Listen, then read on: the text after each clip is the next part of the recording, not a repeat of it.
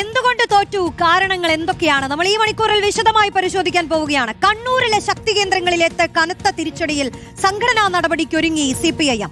രക്തസാക്ഷി ഫണ്ട് വിവാദമുയർന്ന പയ്യന്നൂരിൽ വൻ വോട്ട് ചോർച്ചയാണ് ഉണ്ടായത്. രക്തസാക്ഷി ധൻരാജിന്റെ നാട്ടിൽ ശക്തമായ അടിയൊഴുക്കുണ്ടായി.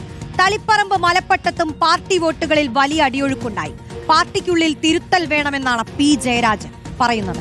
നേതൃത്വത്തിനെതിരായ ജനവിധിയാണ് ഉണ്ടായതെന്ന് V. കുഞ്ഞികൃഷ്ണനും പറഞ്ഞു. പ്രതികരണങ്ങൾ കാണാം. PI മധുസൂദനെതിരായിട്ടുള്ള വിധിയാണെന്നുള്ളത് ഒരു കാര്യം. മറ്റൊരു കാര്യം, ഈ വിഷയങ്ങളെല്ലാം ഉയർന്നു വന്നപ്പോഴും അയാളെ തന്നെ സ്ഥാനാർത്ഥിയാക്കാൻ തീരുമാനിച്ച പാർട്ടി നേതൃത്വത്തിനെതിരായിട്ടുള്ളൊരു വിധി കൂടിയാണ്.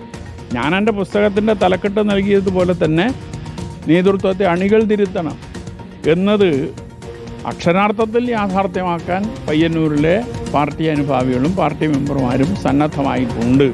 അതാണ് ഈ വിധി തെളിയിക്കുന്നത് എന്നത്.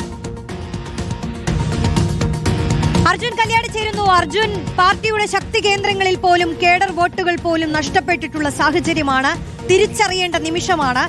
ഇതിപ്പോൾ ഒരു 2-3 പ്രതികരണങ്ങൾ ഈ ഒരു തോൽവിയിൽ വന്നത് ഇപ്പോൾ സ്വരാജിന്റെ ആണെങ്കിലും തോമസ് ഐസക്കിന്റെ ആണെങ്കിലും പിന്നീട് P. ജയരാജന്റെയും മറ്റ് 2 പ്രതികരണങ്ങളൊന്നും കുഴപ്പമില്ലെങ്കിലും P. ജയരാജന്റെയൊക്കെ പ്രതികരണത്തെ വിലക്കെടുക്കേണ്ട സാഹചര്യമാണ്. കാരണം വലിയ അടിയൊഴുക്കുണ്ടായിട്ടുണ്ട് എന്നുള്ള തിരിച്ചറിവിൽ നിന്ന് പാർട്ടി ഇനി എങ്ങനെ ഉയർത്തെഴുന്നേൽക്കും? അത് പാർട്ടി അണികളെ സംബന്ധിച്ചുകൂടി വലിയ ചോദ്യമാണ്. കണ്ണൂരിലൊക്കെ പാർട്ടി ഗ്രാമങ്ങളിൽ സംഭവിച്ച വലിയ വിള്ളൽ അതെങ്ങനെ ഉണ്ടായി എന്ന് പാർട്ടി തിരിച്ചറിയുന്നുണ്ടോ അർജുൻ? അടുത്ത നീക്കം എന്താണ് CPIMന്റെ?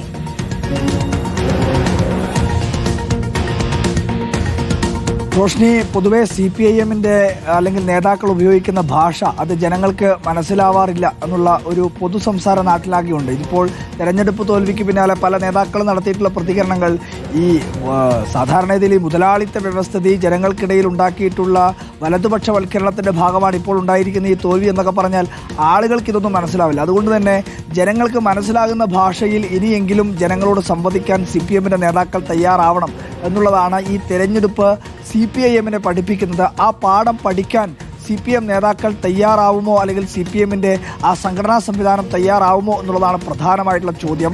ഇത് പാർട്ടി കോട്ടകളെന്നോ അല്ലെങ്കിൽ പാർട്ടിയുടെ ശക്തി കേന്ദ്രങ്ങളെന്നോ അങ്ങനെ ഒരു ശക്തി കേന്ദ്രവും ഇല്ല എന്ന് തന്നെയാണ് ഈ തെരഞ്ഞെടുപ്പ് സാക്ഷ്യപ്പെടുന്നത്. കാരണം അരിവാൾ ചുറ്റിക നക്ഷത്രത്തിന് മാത്രം വോട്ട് ചെയ്തിട്ട് ശീലമുള്ള ജനങ്ങൾ എന്ന് പലപ്പോഴും ചിലയിടങ്ങളിലെല്ലാ ആളുകളെയൊക്കെ പറയാറുണ്ട്. ഇപ്പോൾ പാർട്ടി എല്ലാ കാലത്തും പറഞ്ഞിരുന്നു. ഇപ്പോൾ പയ്യന്നൂർ പോലുള്ളൊരു സ്ഥലം, പയ്യന്നൂരിലൊക്കെ കഴിഞ്ഞ ലോക്സഭാ തെരഞ്ഞെടുപ്പിൻ്റെ വേളയിൽ അതിശക്തമായിട്ടുള്ള വലത് തരംഗം അല്ലെങ്കിൽ UDFന്റെ തരംഗം ആഞ്ഞടിച്ച ഘട്ടത്തിലും 13,000 വോട്ടായിരുന്നു അവിടെ ഇടതുപക്ഷത്തിൻ്റെ മേൽക്കൈ എന്ന് പറയുന്നത്. അതിൽ താഴേക്ക് പോയിട്ടില്ല.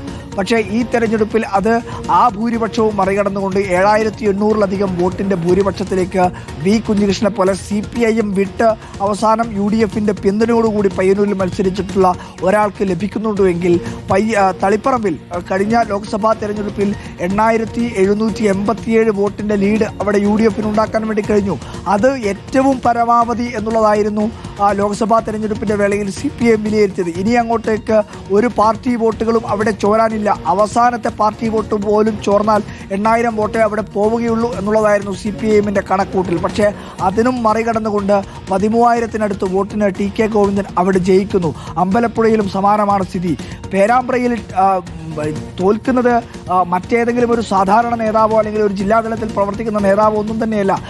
LDFന്റെ കൺവീനർ തന്നെ പേരാമ്പ്രയിൽ തോൽക്കുക. അങ്ങനെ ഇടതു കോട്ടകളിലെല്ലാം തന്നെ കാലിടറുന്ന കാഴ്ചയാണ് കണ്ടത്.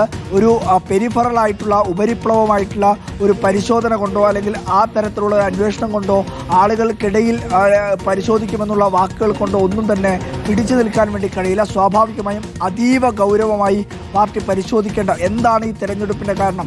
ഇന്നലെ ചില നേതാക്കളുടെയൊക്കെ ഫേസ്ബുക്ക് പോസ്റ്റുകൾ കണ്ടു. ഈ തിരഞ്ഞെടുപ്പ് അല്ലെങ്കിൽ തോൽവി ഇടതുപക്ഷം അർഹിച്ചിരുന്നില്ല എന്നൊക്കെ തരത്തിലാണ്. അതായത് ജനങ്ങൾക്ക് കൊടുക്കാനുള്ളതൊക്കെ കൊടുത്തു, പെൻഷൻ കൊടുത്തു, പക്ഷേ അല്ലെങ്കിൽ ഒരുപാട് വികസനവും ക്ഷേമവും റോഡും പാലവും എല്ലാം കൊടുത്തു. പക്ഷേ ജനങ്ങൾക്ക് ഒരു നല്ല ചിരി ഈ നേതാക്കളുടെ ഭാഗത്ത് നിന്ന് അല്ലെങ്കിൽ നല്ല രീതിയിലുള്ളൊരു പെരുമാറ്റം ഈ നേതാക്കളുടെ ഭാഗത്ത് ഉണ്ടായിട്ടില്ല എന്നുള്ള വിലയിരുത്തലുകളൊക്കെയാണ് പല CPIMന്റെ സാധാരണപ്പെട്ട പ്രവർത്തകരും അണികളും ഒക്കെ ഇപ്പോൾ ഫേസ്ബുക്കിലും സോഷ്യൽ മീഡിയയിലും ഒക്കെ ഉയർത്തുന്നത്. നേതൃനിരയിൽ പ്രവർത്തിക്കുന്ന നേതാക്കൾക്ക് ജനങ്ങൾക്കിടയിൽ ജനകീയരായി പ്രവർത്തിക്കാൻ വേണ്ടി കഴിയുന്നില്ല എന്നുള്ളതാണ് പ്രധാനമായും ഉയരുന്ന വിമർശനം. P. ജയരാജൻ ഉയർത്തിയിട്ടുള്ള ഉന്നയിച്ചിട്ടുള്ള വിമർശനം തുടർച്ചയായി അധികാരത്തിലേക്ക് ഇരിക്കുന്ന ഒരു പാർട്ടി എന്ന രീതിയിൽ ജനങ്ങളുമായി കമ്മ്യൂണിക്കേറ്റ് ചെയ്യുന്നതിൽ, ജനങ്ങൾക്കിടയിൽ ഇറങ്ങി സംസാരിക്കുന്നതിൽ വലിയ രീതിയിലുള്ള പോരായ്മ സംഭവിച്ചിട്ടുണ്ട് എന്നുള്ള വിമർശനം തന്നെയാണ് പി ജയരാജൻ ഉയർത്തുന്നത്. സാധാരണ CPM-ന് പറയാറുള്ളത് ദൈനംദിന രാഷ്ട്രീയ പ്രവർത്തനം നടത്തുന്ന ഒരു പാർട്ടി എന്നുള്ളതാണ്.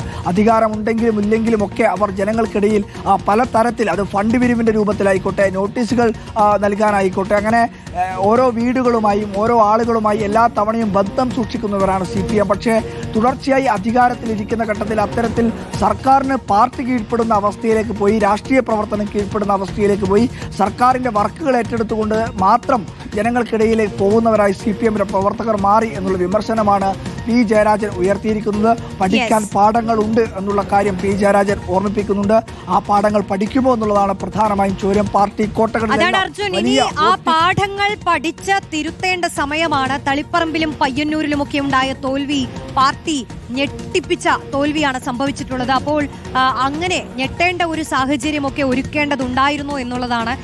കണക്കുകളിലൊക്കെ അണികൾക്ക് പോലും ആശയക്കുഴപ്പം തോന്നിയ സമയത്ത് കണക്കുകൾ വിശദീകരിച്ചുകൊണ്ടും എല്ലാവരെയും ഒരുമിച്ച് ചേർത്ത് നിർത്തിക്കൊണ്ടുമൊക്കെ പോകേണ്ടിയിരുന്ന സമയങ്ങളിൽ പാർട്ടി എന്ത് ചെയ്തു, ഇപ്പോഴുണ്ടായ തിരിച്ചടി അതെങ്ങനെ ഉണ്ടായി എന്നുള്ളത് പഠിച്ച് തിരുത്തേണ്ട സമയം തന്നെയാണ്.